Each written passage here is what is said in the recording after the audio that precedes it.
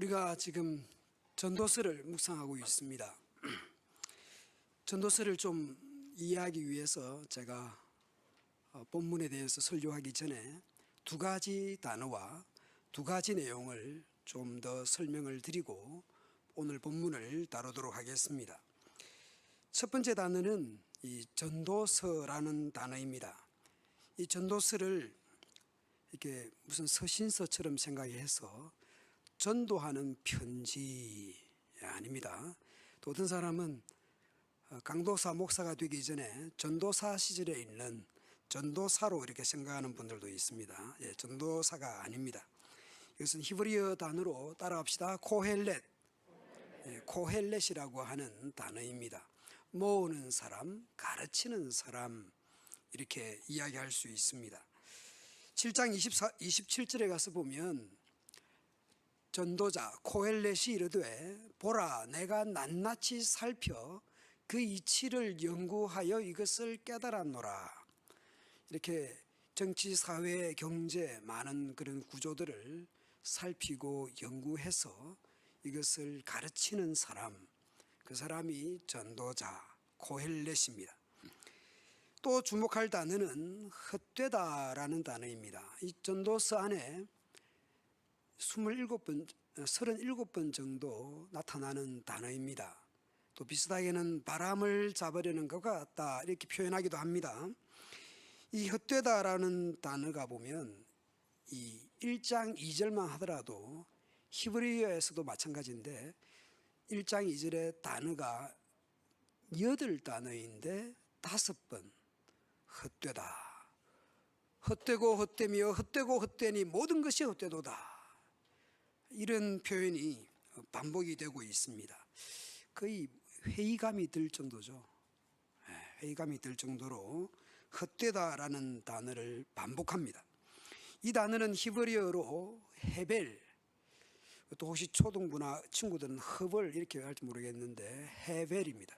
무의미하다, 헛되도다, 헛되다 이런 뜻입니다. 이 전도서에 자주 나타나는 단어인데요, 바람을 잡으려는 것과 같다. 여러분, 바람을 잡을 수 있습니까? 바람을 불 수는 있죠. 바람을 일으킬 수도 있죠. 선풍기를 켜거나 환풍기를 켜거나 할 수 있지만 그것을 어디 가두어 두거나 잡을 수가 없습니다. 비닐봉지 안에 이렇게 가두었다 싶은데 보면 빠져 있고, 그죠? 풍선도 보면 빠져 있잖아요. 또 이렇게 오히려 요즘은 진 공간이 더 좋죠. 이렇게 그 컵도 보면은 이중으로 되어 있는 그 안에 공기를 빼는 게 훨씬 더 나을 수도 있는. 그래서 좀 나중 보면 이게 뭔가 보온이 안 되고 보냉이 안 되는, 이 바람을 잡는다. 그만큼 헛된 것이죠. 이러다 보면 이 전도서가 허무주의 또 아니면 염세주의 혹은 자포자기, 의미 없네, 그냥 아무것도 하기 싫도록 만드는 그런 책인가 생각이 들 정도입니다. 그리고 이 지혜에 대해서 우리가 이 전도서를 묵상하면서 이 지혜라고 하는 것에 대해서 좀 범주를 생각을 해야 됩니다. 규범적 지혜가 있고 반성적 지혜가 있습니다. 그러니까 모세오경, 잠언, 약간 당연한 뜻이 하나님께서 말씀하신 규례, 규칙, 원칙 같은 것이죠. 우리가 속담으로 말하면 뿌린 대로 거둔다, 심은 대로 거둔다 이런 표현들을 사용합니다. 콩 심은 데 콩 나고 팥 심은 데 팥 난다. 이게 당연한 것이죠. 그런데 이 반성적인 지혜는 그게 안 되던데, 약간 그 규범적인 게 교과서라고 한다면 그게 아니 되던데 이렇게 이야기하는, 꼭 뿌린 대로 거두는 것이 아니더라. 예를 들면 욥 같은 경우 세 친구들이 계속 그 말 하잖아요. 너가 그렇게 완전히 망한 것은 너가 회개해야 될 죄가 있기 때문이야. 심은 대로 거두고 뿌린 대로 거두는 거야. 하나님의 원리는 너가 죄를 심었으니까, 너가 악을 저질렀으니까 어떻게 네 자녀가 너 어떤 모든 건강과 재산을 모든 것을 어떻게 하루아침에 잃을 수 있냐. 그것은 네가 죄를 지었기 때문이야. 그게 규범적인 것이에요. 그래서 욥은 뭐라 그럽니까? 내가 이런 일을 당할 만큼 내가 내가 그런 죄를 짓지 않았어. 그게 욥의 반응인 것이죠. 계속 친구들은 회개하라. 네가 잘못했으니까 그리 된 거 아니야. 네가 그리 될 때는 이유가 있어. 그건 죄 때문이야. 회개해. 아니야, 나는 그럴 정도로 죄를 짓지 않았어. 그게 규범적 지혜와 반성적 지혜가 충돌하는 지점이죠. 그러면 전도서가 허무주의, 신세 타령, 그런 염세적인 그런 내용일까요? 하도 헛되다는 말이 하도 나오니까 이거 뭐 살아야 되나 말아야 되나, 열심히 일해야 되나 말아야 되나, 그런 생각이 들지 모르겠습니다. 그런데 전도서를 잘 보면, 이 전도서를 한 번만에 쫙 읽을 필요가 있어요. 그런 의미에서는. 저는 묵상을 시작하기 전에 전도서를 한 10번 이상 읽은 것 같아요. mp3도 듣고 읽기도 하고 다른 번역을 읽기도 했습니다. 네 가지 정도를 생각을 해야 됩니다. 하나님은 창조주이시다. 하나님께서는 우리에게 생명을 선물로 주셨다. 두 번째는 하나님의 방식을 항상 이해할 수 있는 것은 아니다. 하나님의 일하심에 대해서 어떤 신학자도, 어떤 목사도, 어떤 사람도 하나님의 일하심에 대해서 충분히 아는 사람이 없습니다. 우리가 때로는 참 하나님이 어떤 의미를, 하나님이 어떤 뜻을 가지셨는지 우리가 명확하게 아는 것도 있지만 명확하게 알기 어려울 때가 많습니다. 특별히 자신의 인생과 관련해서는 하나님의 뜻이 무엇인지 명확하게 알기 어렵습니다. 세 번째는 피조물인 우리 사람 편에서 볼 때에 우리가 해아래 사는 모든 일들에 대해서 항상 만족할 수 있는 건 아니에요. 우리가 자녀를 키우든 직장에 일을 하든지 또 내 건강을 돌보기 위해서 애를 쓰고 노력하지만 때로는 그게 다 이렇게 만족스럽지 않을 때가 있습니다. 사람이든 불신자든 믿는 사람이든 사람이든 짐승이든 한 번은 죽는다. 한 번 죽는 것은 하나님이 정해놓으신 이치다. 여기에서는 전부 다 평등하다라는 것을 우리가 전도서를 대할 때에 이 네 가지 정도는 생각을 하시면서 묵상을 하면 좋겠습니다. 여러분, 이 전도서를 읽다 보면 내가 과연 열심히 살아야 되나 이런 생각이 들 수 있지 않겠습니까? 예를 들면 우리가 시편 1편의 설교를 듣습니다. 시편 1편을 들을 때에 복 있는 사람은 오만한 자들의 또 죄인들의 그런 자리에 앉지 아니하고 함께하지 않고, 그리고 주야로 말씀을 묵상하는 자 그가 형통합니다. 그는 성공할 수 있습니다. 어떻게 해야 됩니까, 여러분? 아멘 하셔야 되지 않습니까? 이렇게 성공하는 길에 대해서 성경에 나와 있는 말씀을 드리는데, 복 있는 사람은 주야로 말씀을 묵상하는 자로다. 시편 잠은 우리가 열심히 읽자고 우리 교재위원회에서 이렇게 표를 내주지 않습니까? 열심히 읽고 계십니까? 네, 열심히 읽고 계시는 분들이 있을 겁니다. 악인들은 그렇지 않으며 바람에 나는 겨와 같도다. 그들은 다 망한다. 할렐루야. 이렇게 했어요. 주일날. 네, 주일날 했는데, 그래 말씀대로 살아야지. 자, 잠언 다 읽었니? 27장 읽었어? 28장 읽었니? 시편 읽었어? 이렇게 했어요. 주일날 설교 잘 들었어요. 아멘 했어요. 월요일날 피곤한데도 성경 묵상 열심히 듣고 새벽 설교 또 이렇게 내일 본문 전도서 4장 7절부터 다 열심히 묵상했어요. 묵상하고 딱 갔는데 세상에 가서 월요일날 딱 보니까 어떻더라? 악인이 형통한 것입니다. 그 사람들은 잘 먹고 잘 살더라. 고난도 없고 당하는 재앙도 없고, 그들은 잘 먹고 잘 살고 건강하고 재산은 늘어나고 내 딴에는 정직하게 살고 주야로 말씀을 묵상하고 그렇게 하며 살았는데, 결과는 어떤 인간이 성공하더라? 악인이 형통하고 성공하더라. 그래서 어떻게 됐다?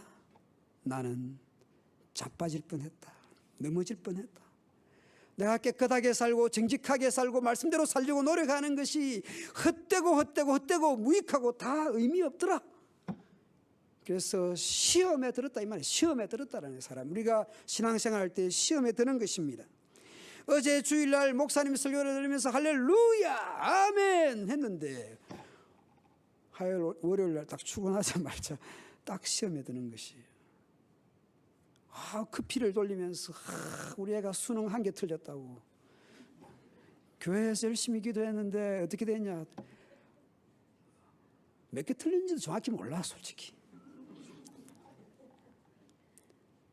시험에 드는 거예요. 뭐 맨날 기도한다 그러는데 누구는 여호와는 나의 목자시니 부족함이 없다는데 내 인생은 왜 이렇게 부족함이 많은가? 아이들 성적, 남편의 연봉 이런 모든 것들이 다 부족한 것 같습니다.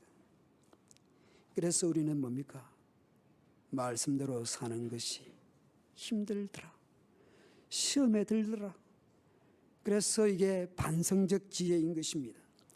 시편 1편이 규범적 지혜라고 한다면 시편 73편은 주중에 현실에서 보는 그런 말씀이기도 합니다. 반성적 지혜인 것이죠. 그래서 주일 설교 잘 듣고 가서 월요일 날 시험에 들고 이렇게 가슴 아프고 이렇게 눈물이 나고 그러는 것입니다. 이걸 우리가 어떻게 극복할 것인가? 우리가 이것을 어떻게 극복할 수 있는가? 마치 잠언이 시편 1편이라면 이 전도서는 73편과 같은 것입니다. 한 주간의 삶의 현장이 전도서인 것입니다. 이래 사나 저래 사나 무익하고 해벨이고 무의미하고 그래서 대충 살자 뭐 이래 사나 저래 사나 똑같은데 어차피 흙수저인데 권선징악 그렇게 안 되더라. 예수 잘 믿어보니까 뭐 세상에서 성공하는 거 아니더라. 그래서 우리는 신세를 한탄하기도 합니다. 오늘 본문으로 돌아와 봅시다. 전도자는 코엘렛은 정치, 사회, 경제 구조들에 대해서 살펴봅니다. 1절은 정치입니다. 전도자는 너무 마음이 아픕니다. 학대받는 자가 눈물을 흘려도 위로하는 자가 없고 학대를 하는 사람은 권세, 힘이 있더라 라는 것이죠. 이 국민의 생명과 재산을 보호하고 안전을 지켜야 될 권력자들은 왜 애를 그런 데다 보내냐? 마치 거기 자식을 잘못 키운 부모가 피해자가 잘못했다고 말을 해야 되는 분위기가 되고 있습니다. 참 이게 확대하는 사람은 언론과 모든 것을 다 가지고 있고 피해자는 눈물을 흘려야 되는 이런 구조. 이것이 전도자가 바라본 그 당시의 정치였습니다. 힘을 가진 사람은 학대를 하고 학대를 받는 사람은 위로할 데가 없는 이런 세상이었습니다. 그래서 이 세상 돌아가는 것을 보니까 전도자가 심지어 이런 생각을 하는 것이 그때 죽은 사람이 낫다. 그때 빨리 죽은 사람이 복되다. 이런 꼴 저런 모양 안 보고 먼저 세상 떠난 사람이 그냥 잘된 거다. 이런 생각이 들더라. 심지어는 세상도 못 보고 죽은 뱃속에서 죽었거나 태어나자마자 죽은 그런 아이가 사사나가 더 복되다. 사실은 그렇게 세상 빨리 죽고 단명하고 또 태어나자마자 세상 눈도 못 떠보고 죽은 그런 게 제일 불쌍하다 그러지 않습니까? 그런데 전도자가 보니까 현실에서는 빨리 죽고 그런 모양 저런 모양 안 보고 그냥 어릴 때 뱃속에서나 뭐 태어나자마자 세상 떠난 그 친구들이 더 복되도다. 이렇게 이야기를 하고 있습니다. 탄식이겠죠? 전도자는 경제, 노동, 일하는 것을 보았습니다. 팔짱을 끼고 스스로 굶어 죽는 바보가 있을지 모른다. 이런 사람 보셨는지 모르겠습니다. 저는 이런 사람 봤습니다. 밥 안 먹어도 되고 일 안 해도 되고 그냥 굶어 죽겠다는 거예요. 부모가 살아 계시는데 40대밖에 안 됐는데 그러다가 진짜 죽었어요. 41에. 그 하수도 그 물 빗물 들어가는 거기에 발이 끼어가지고 죽었는데요. 젊은 와이프, 그 집의 부모, 그 집의 삼촌, 고모부가 다 하나님 감사합니다. 41에 세상 떠났는데 얼마나 바보 같으면, 얼마나 그 시기에 했으면 여러분 팔짱을 끼고 스스로 굶어 죽는 바보가 있을지 모릅니다. 그런데 또 반대편에는 사람들이 열심히 밤낮으로 일을 하는데 성공하려고 노력을 하는데 그 이유가 이웃집보다 다른 사람보다 성공하기 위해서 목숨을 걸고 그 시기심, 경쟁심 때문에 그렇게 살아가는 또 다른 사람을 보는 것입니다. 5절에서는 팔짱 끼고 굶어 죽는 바보가 있는가 하면은 한편에서는 그 반대편에는 옆집보다 더 잘 살겠다고 성공하겠다고 그 난리를 치면서 살아가는 사람. 이 역시 헤벨, 헛되고 바람을 잡으려는 것과 같다. 이렇게 고엘렛 전도자는 말합니다. 그래서 전도자는 일의 노예가 되거나 일하기 싫거나 게을러서 굶어 죽는 그런 양극단을 피합니다. 별로 가진 것 없지만 마음이 평안한 것이 많이 가지고 정신없이 살아가는 것보다 낫다라고 말을 합니다. 전도자는 세상에서 또 헛된 것을 보았습니다. 4절에서는 경쟁심, 시기심 때문에 죽도록 일하는 사람이 있는가 하면은 이 또 8절에서는 만족을 모르는 일하는 기계처럼 일하는 그런 사람인 것이죠. 어떤 사람은 아들이나 형제도 없이 혼자 살면서 억척스럽게 이렇게 일을 하는데 그것을 또 만족을 모르는 것이 일 중독자인지 모르겠습니다. 즐거움도 마다하고 쉬는 것도 다 마다하고, 아니 부양할 가족이 있는 것도 아니고 뒷바라지해야 될 학교 다니는 아이가 있는 것도 아닌데 죽자 살자 일만 하는, 그리고 지금 모아놓은 것에 대해서도 만족을 모르는, 그렇게 살다가 가는 것이 뭐 지금 가진 것에 대해서도 만족도 모르고 감사도 없고 즐거움도 없는 것이죠. 이것도 다 헛된 것이다, 불행한 것이다. 이 이제 헛되다라는 것은 헤벨인데요. 여기 불행하다라는 것은 이 헤벨보다 조금 더 나쁜 경우, 그래서 악한 일이다 이렇게 번역할 수도 있습니다. 부양할 가족도 없으면서 죽자 살자 일하면서 자기 가진 것에 대해서 만족도 모르고 쉬는 것도 모르고 즐거움도 모르는, 그건 악한 것이다 라고 말합니다. 이런저런 정치적, 사회적, 경제적인 이런 어려움들을 보면서, 고통을 보면서, 그런 헛되고 무익한 무의미한 것들을 보면서 이 전도자는, 이 고엘렛은 그 대안으로서 공동체를 말씀하고 있습니다.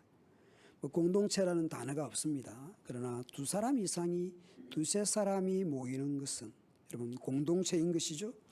네 가지 측면을 이 전도자는 말합니다. 한 사람보다는 두 사람이 낫다. 협력하니까.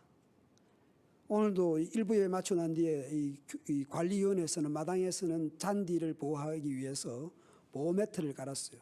저걸 혼자 하려면 힘들어요. 누가 잡아주고 그래야 이게 좀 텐션도 있고 또 이렇게 고정도 하고, 그래서 두세 사람이 최소한 있어야 저 작업을 할 수 있는 것이에요. 여러분 오늘 이제 우리 점심 때 메뉴가 뭔지 아시죠? 예, 수제비입니다.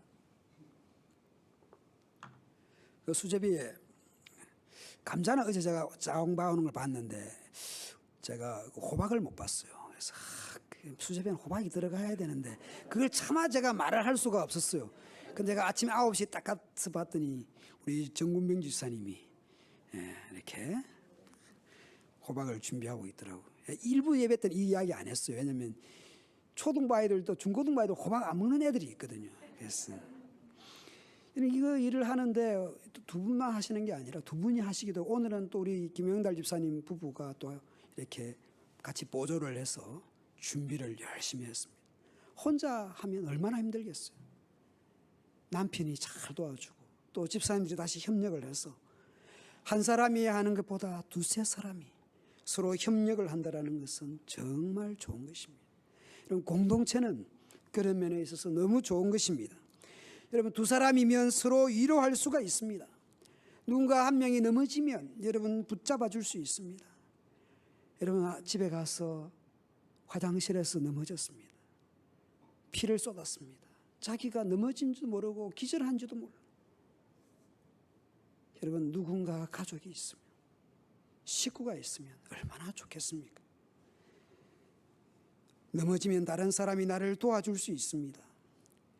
겨울, 추운 겨울에는 여러분 두 사람이 함께 누우면 따뜻합니다. 침대에 여러분 먼저 들어가는 사람이 손해입니까? 뒤에 들어가는 사람이 좋습니까? 겨울에는 이게 대표 놓잖아요. 얼마나 좋습니까? 여러분, 여행할 때에 혼자보다는 둘이 나을 것입니다. 서로 챙겨주잖아요. 약 챙겼는지, 또 뭐 여권을 챙겼는지, 뭐 비용이 없으면 또 빌려줄 수도 있고, 서로 의지가 될 것입니다. 여러분, 인생의 여행길에 이런 부부라는 것이 얼마나 좋습니까? 부부싸움 할 때도 있죠. 저 부부는 안 싸울 것 같아요? 저희 부부는? 예, 안 싸웁니다. 예, 제가 이깁니다. 싸우는 것은 깎기 때문에 싸우는 거고, 한 사람이 힘이 세지면 안 싸우겠죠. 이런 부부는 제가 보니까 더울 때보다는 추울 때가 좋은 것 같습니다. 예. 여러분, 참 이 추운, 이 성경에 나오잖아요. 추운 밤에 두 사람이 함께 누우면. 추운 밤에 두 사람 함께 누는 것은 부부잖아요. 대개의 경우에 따뜻해집니다. 여러분, 서로 도울 수 있습니다. 여러분, 한 사람이, 여러분, 언제나 적군은 있잖아요. 여러분, 공동체라야 적을 여러분 감시를 하든 이겨내든 할 거 아닙니까? 잠잘 때 한쪽 눈 감고 한쪽 눈 뜨고 감시하면서 잡니까? 그렇게 하지 못하잖아요. 한 사람으로는 당해낼 수 없는 공격도 두 사람이면 능히 막아낼 수 있고, 삼겹줄은 쉽게 끊어지지 않는다. 여러분, 그것이 공동체입니다. 여러분, 혼자이면 좋은 게 많잖아요. 혼자이면 좋은 거 자유잖아요. 근데 안 좋은 게 뭡니까? 외로움입니다. 외로움. 이 정치, 사회, 경제 구조의 이런 그 상황들을 보면서 이 전도자는 두 사람, 공동체를 여러 각도에서 말씀하고 있습니다. 얼마 전에 여기 신동아 2단지 105동에 사시는 87세 되신 분이 6번 마을버스 앞에서 오전에 엎어졌습니다. 제가 엎어지는 건 보지 못했습니다. 81곳 드신 분이 탁 엎어지니까 못 일어났습니다. 그 86 드신 분이 일으켰습니다. 거기 설명을 못해서 119에 전화를 하면서 이렇게 신동아 2단지 정문이라 해가지고 119 차가 그쪽으로 가버렸습니다. 이 보면서 가족이 있는지 누가 있는지 물어도 혼자 사는 거예요. 혼자 사는데 여기 마스크에 피 묻었고 먼지 흙 다 묻어 있고 손가락에도 찢어져서 피가 나고 무릎에도 피가 나는데, 찢어져가지고 피가 나는데 계속 전심 약속이 있어서 가야 된다고. 전심 약속이 있어서 가야 된다. 이렇게 가면 식당에 안 받아줍니다. 병원에 가셔도 기워야 되는데, 그래서 누가 한 사람 가서 파출소에 가서 경찰들을 데리고 오고 또 119 대원이 또 오고 계속 마스크, 어르신 마스크 새거 드리겠습니다. 그거 말 한마디 하고 썼다가 한마디 하고, 참 너무 안 됐다라는 생각을 했습니다. 혼자라는 것은 참, 특히 연세 드신 분이 혼자라는 것은, 가족이 없다라는 것은 참 안 됐다 생각이 듭니다. 얼마 전에 친지 가족이 없는 어느 집안에서 아들을, 30몇 살 먹은 아들을 장가를 보내게 되었습니다. 그 집에 친지 일가족이 거의 없어요. 그 장모 돌아가셨을 때도 제가 종문을 가고 했는데 교회 안 다녀요, 그분. 근데 참 너무 안 됐어요.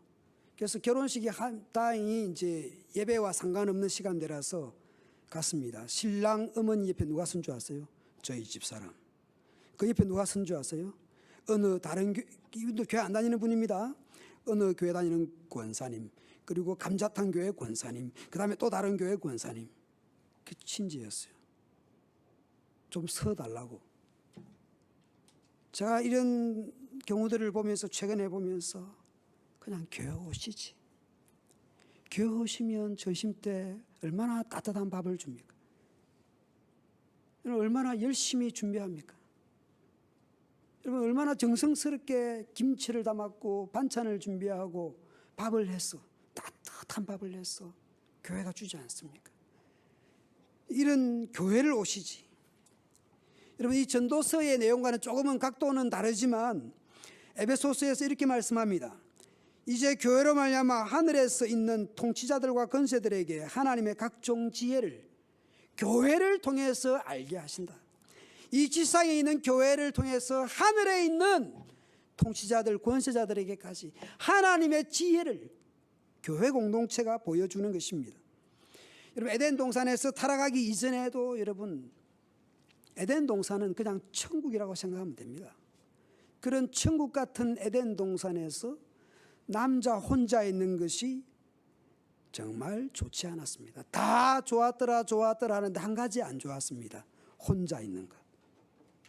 그래서 하나님께서 부부, 가정, 공동체가 하나님의 대안이었고 지혜였습니다. 타락하기 전에도 예수 그리스도 십자가의 보혈로 구원하고 난 이후에도 하나님께서 주시는 것은 복 중의 복은 공동체다라고 하는 것입니다. 물론 여러분, 부부, 가정, 여러분 교회 쉽지 않죠. 쉽지 않죠. 부부라고 하는 것이 그렇게 만만하지 않습니다. 그게 뭐 이렇게 그 뒤에 저기 희연이 형이 너 엄마 아버지가 30년 넘게 살아오는 게 이게 보통 일이 아니야. 보통 일이 아니야. 우리 저기 결혼 안 한 청년들 부모들이 살아오는 게 그냥 살아서 살아오는 게 아니에요. 다 우리가 죄인이기 때문에 쉽지 않습니다. 그러나 하나님께서는 분명히 타락하기 전 에덴 동산에서도 그 이후에도 하나님께서는 우리에게 공동체를 주셨다라는 것입니다. 오늘 본문으로 보자면 넘어지면 일으켜줄 사람이 여러분 가족이고 공동체입니다. 이 추운 겨울 따뜻한 가족이 있다는 거 얼마나 좋습니까? 아, 목사님 모르는 소리 하시네. 요즘 스마트폰으로 핸드폰으로 보일러 끄고 켤 수 있어요. 예, 맞습니다. 그러나 몸은 따뜻하게 해줄지 모르지만 마음까지 스마트폰이 따뜻하게 해줄까요? 아, 그래서 저희는 반려견, 반려모, 반려뱀을 키웁니다. 예. 뱀이, 반려뱀이, 반려묘가, 반려견이 엎어지고 넘어지면 119에 신고해 줄까요? 일으켜 줄까요?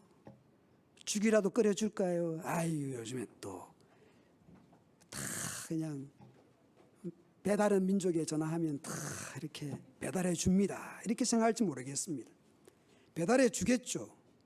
그러나 사람에게는 그런 물질로, 그런 구조로, 그런 시스템으로 채워지지 않는 그런 것들이 우리에게 있는 것이에요. 설교를 마무리하겠습니다.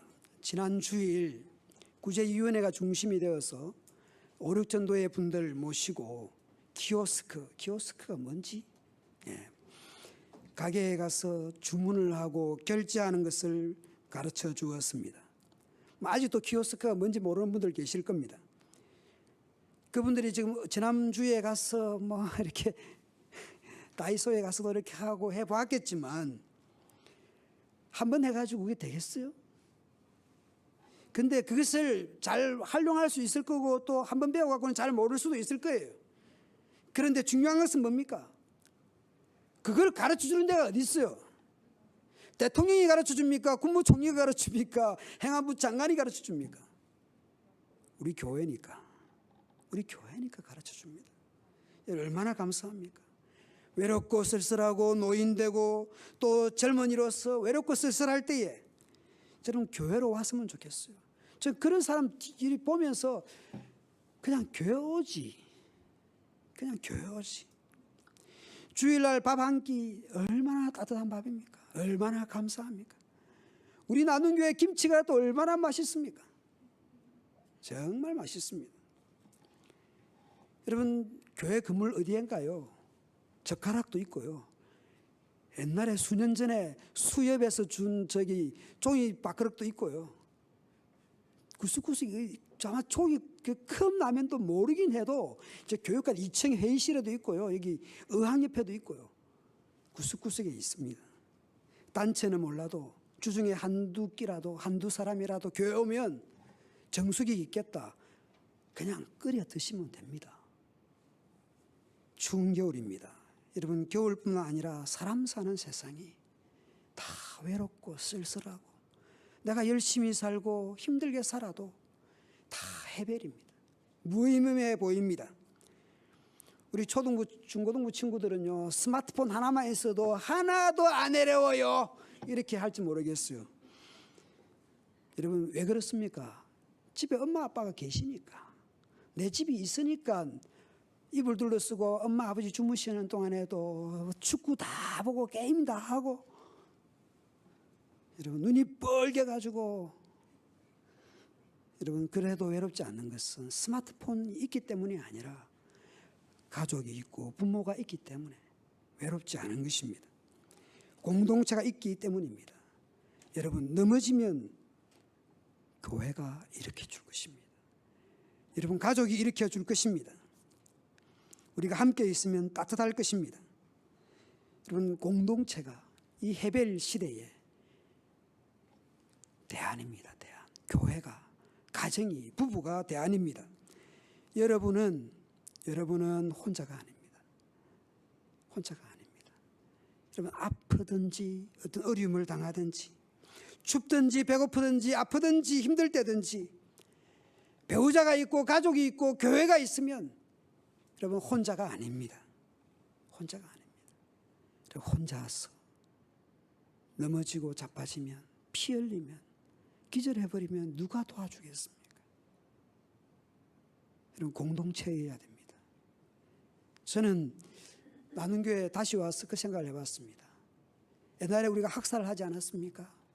이제 우리 교회에 집사님 연세 들어가는 분 보면서 저 옆집이라도 하나 사가지고, 너무 비싸긴 하지만 사서 좀 원룸식으로 만들어서 이렇게 홀로 계시거나 두 분 계시는 사시는 분들은 저렇게 세를 들어 살다가 같이 그렇게 학사처럼 하면 어떨까?